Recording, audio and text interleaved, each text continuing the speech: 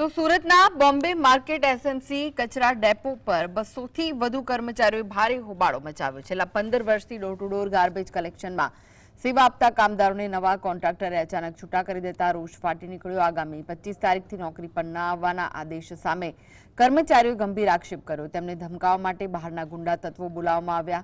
અન્યાય સામે અવાજ ઉઠાવતા શ્રમિકે ફરી નોકરી પર લેવાની ઉગ્ર માંગ કરી છે.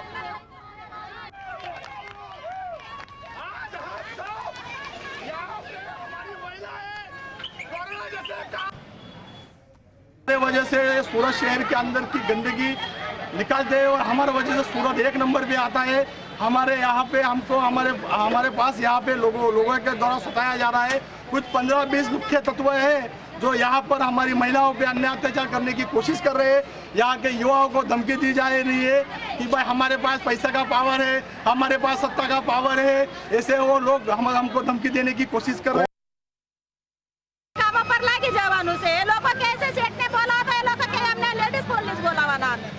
लेडीज पुलिस बोलाई ने हमने वो करवाना अंदर नाखी देवाना है लोग और हमने सेट हूं क्या ये जवाब हमरी ने आना हमारा काम करो निकली जवाना. કેટલા લોકોને ના પાડી દેવામાં આવી છે નોકરી પર?